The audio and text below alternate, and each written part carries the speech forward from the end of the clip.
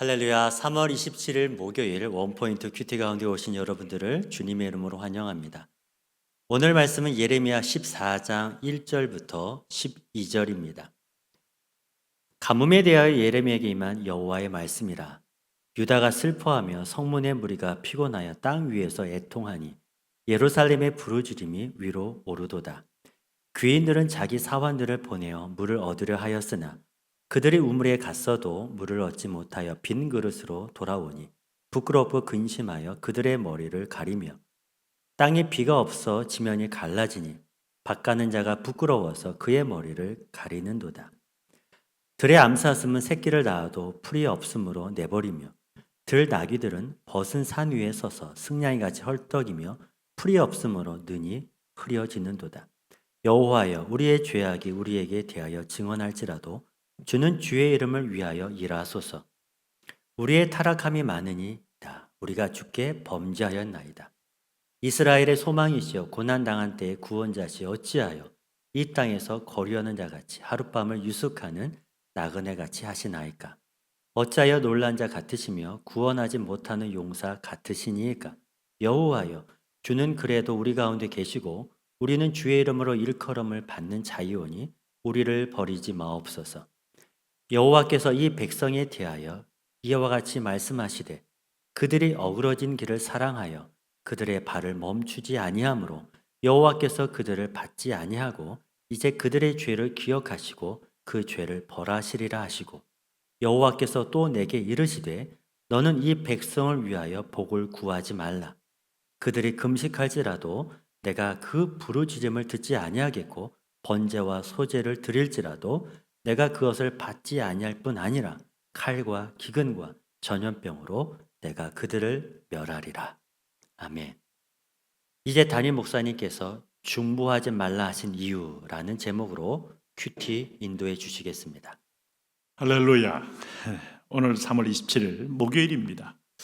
자, 우리 목요일 날은 우리가 온 성도들이 모여서 함께 각자의 기도의 콘서트, 또 신음하는 분은 신음함으로, 감사하는 분은 감사함으로, 간구하는 분은 간구함으로, 또 중보하는 분은 중보함으로 함께 모여 다양한 기도의 향을 하나님께 아울러 올려드리는 날입니다.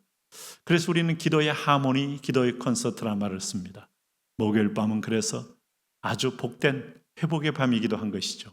여러분 지치고 힘들 때 그래도 우리는 기도할 수 있는데 왜 걱정하십니까? 라는 우리는 복음성을 합니다. 그 복음성대로 기도는 근심을 하나님께로 이동시키고 염려를 하나님께로 전가시키고 죄를 하나님께로 던져버리는 역할을 합니다. 수고하고 무거운 짐진 자들아 다 내게로 오라. 내가 너희를 쉬게 하리라. 내게로 와야 합니다. 던져야 합니다. 맡겨야 합니다. 오늘도 혹시라도 인생길에 지치고 피곤한 20대들, 또 우울증으로 인하여 삶의 기로에 서 있는 30대, 40대 분들이 있다면 오늘도 짐을 맡기며 여호와께로, 또 우리 앞에 서 계시는 예수께로 나오는 복된 이 아침이 되시기를 바랍니다. 오늘 말씀을 보시면 하나님께서 좀 독특한 표현을 쓰셨습니다. 오늘 본문에 여호와의 말씀이 예레미야에게 임합니다. 근데 예레미야에게 임한 말씀은 하나님의 탄식으로 예레미야를 통하여 표현되고 있습니다. 오늘 2절 보면 유다가 슬퍼하며 성문의 무리가 피곤하여 땅 위에서 애통하니 예루살렘의 부르짖음이 위로 오르도다. 귀인들은 자기 사원들을 보내어 물을 얻으려 하였으나 그들이 우물에 가서도 물을 얻지 못하여 빈 그릇으로 돌아오니 부끄럽고 근심하여 그들의 머리를 가리며. 우물에 갔는데 물이 없어요. 여러분, 물은 생존의 기본입니다. 자, 식물도 물을 먹어야 합니다. 우리 몸도 70% 이상의 물이 세포를 물 위에 띄워서 생명을 연결합니다. 이게 인간의 지어진 창조 원리입니다. 이 땅에 물이 없다면 모든 생물은 죽습니다. 그러므로 물은 생명이요 생수입니다. 성령님이 반석에서 물을 내셨다는 것은 반석인 그리스도에게서 생수를 우리에게 부어준다는 가장 중요한 의미를 우리에게 가르쳐주는 겁니다. 근데 그 물이 없어요. 하나님이 이 땅의 백성들이 생존해서 호흡하는 것 싫다는 거예요. 여러분, 노아 홍수 때 하나님이 호흡이 있는 모든 존재를 물로 수장시켜버렸다는 말을 잘 기억하십시오. 생명을 주는 물이 그들에게 사망의 도구로 찾아갔다는 것은 그들의 호흡을 물속에 잠겨서 호흡하지 말라는 겁니다. 왜? 호흡할 때마다 악을 내고 호흡할 때마다 배역함으로 호흡할 때마다 하나님을 대적하니 하나님이 그들의 호흡 소리를 물속에 잠겨버리는 겁니다. 오늘은 하나님 물을 끊음으로 우리의 인생의 호흡이 신음으로 바꿔버리는 겁니다. 오늘 하나님의 안타까움이 그대로 스며 있는 거예요. 오늘 호흡이 있는 자마다 여호와를 찬양하라. 오늘 입술이 있는 자마다 감사함으로 그 앞에 나아가라. 감사함으로 그 문에 나아가며 찬송함으로 그 궁정에 들어가라. 얼마나 세상에서 아름다운 시어입니까? 길이 있는 시어요. 생명이 회복되는 시어요. 네? 오늘 그럴 때 그 기근이 오니까 4절 보세요. 땅에 비가 없어 지면이 갈라지니 밭 가는 자가 부끄러워 그의 머리를 가리는도다.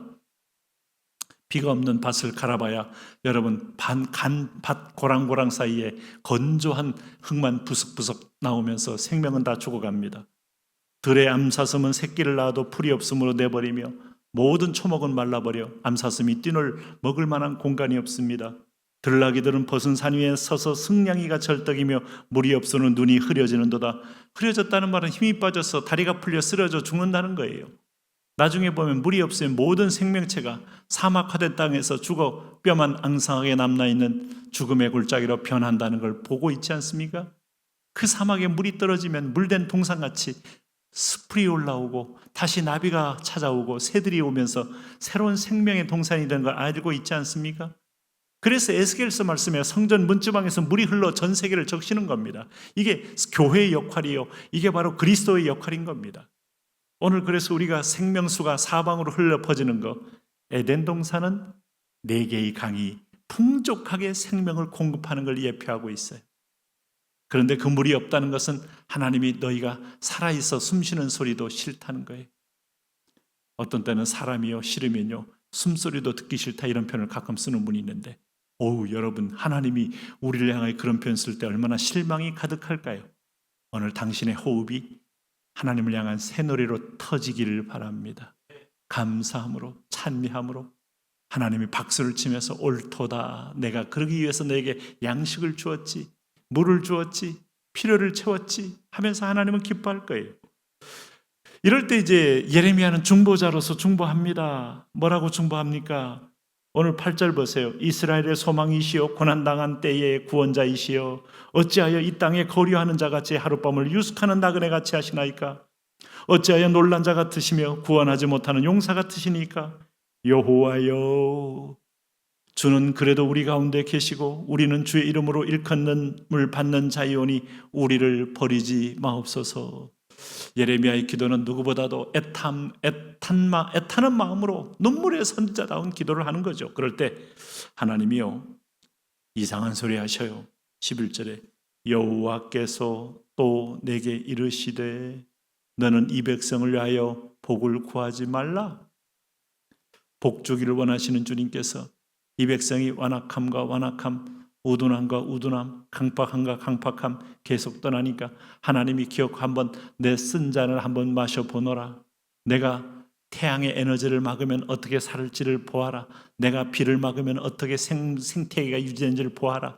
너 스스로 있는 줄 알지? 네? 자녀들도 여러분 부모에게 막 함부로 할 때 보면 그 태도를 보면 무섭잖아요. 자기 혼자 자기 힘으로 큰 것처럼 부모를 괄시할 때 그가 어릴 때 정말 의식이 없을 때 빈자리 마른 자리 갈아주면서 똥오줌 다 갈아주고 먹을 걸 채워주고 하면서 겨우 생명을 유지하는 데 쓰임받았건을 잊어버리고 오늘 마치 부모를 박대한다? 참 그 부모의 눈물이 있는 거죠. 내가 없는 이 자리가 과연 돌아가는지를 한번 볼래? 나는 창조주다. 나는 오늘 만물을 새롭게 하는 이다. 내가 새롭게 하지 않으면 너희가 뿜어낸 독성과 배설물로 세상은 썩어서 다 살 수 없는 땅이 된다. 알겠느냐? 라고 묻는 거예요, 주님. 그러므로 내가 오늘 하루를 살게 되는 이유는 내가 살게 한 거니까 내 뜻에 맞게 살아보지 않겠느냐? 주님 권면하고 있는 겁니다. 그래서 주님은 오늘 기어코 우리에게 하나님이 막아주지 않으면 여호와의 은혜에 막을 걷어버리면 12절에 어떤 일이 벌어집니까? 번제와 소제를 드릴지라도 내가 그것을 받지 아니할 뿐 아니라 예배가 사라진 자리에 거기에 여러분 인간의 새로운 바알의 축제가 있고 향락의 축제가 있고 또 추수를 향한 여러분 계속해서 이방인의 축제가 가득할 것처럼 보입니까? 하나님 그대로 놔주질 않아요. 칼과 기근과 전염병으로 내가 그들을 멸하리라. 결국 사망의 그늘입니다. 생명이 죽게 있고 여기에 살 길이 죽게 있다는 것은 그 선택의 여지가 아니라 이것은 반드시 우리가 들어가야 할 영원한 구원의 길이기 때문인 거죠. 오늘도 거룩한 부담을 안으시고 사셔야 됩니다. 피곤한 인생입니까? 여호와께 맡기면 피곤이 떠납니다. 복잡한 인생입니까? 하나님께 의탁하면 그분이 앞서 문제를 해결해 주십니다. 기도하는 시간이 아깝습니까? 기도하면 여호와가 그의 군대를 풀어 이를 수행시키는 시간입니다. 오늘 그 하나님을 신뢰하며 나가십시오. 하나님, 칼과 기근과 전염병은 지금의 역사에 수많은 인간이 스스로 멸망하고 죽이고 파멸된 도구입니다. 오늘 하나님의 보호로 삽니다. 보호를 받은 자답게 여호와께 예배하며 감사하며 영광 돌리며 살게 하여 주옵소서. 예수님 이름으로 기도합니다. 아멘.